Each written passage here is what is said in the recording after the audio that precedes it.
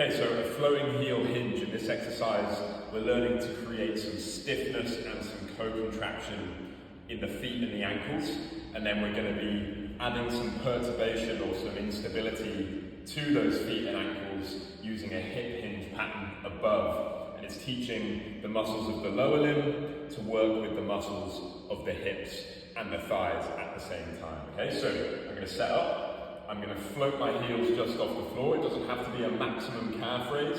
They're just floating up off the floor and then they stay there. And then I'm going to do a little mini squat and bend my knees.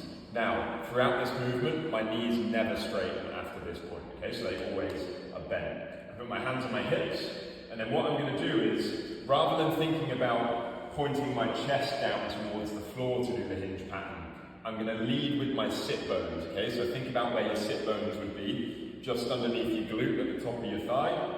And I'm going to think about, as I start to try and point my hip bones up at the sky, that is what causes my torso to come down. Once I've reached my end range, which is about here, I feel a good stretch in my hamstrings, I'm then going to push my hips forwards to come back up to the top and my knees don't straighten. Okay, so again, one more time. I'm in my setup position, floating heels, knee bend. I don't go chest to the floor. I'm going to go sit bones up to the sky.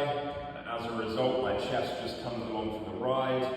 Once I can't feel like I can push my sit bones up towards the ceiling anymore because of my range of motion, I stop there and then I push my hips back forwards over the top.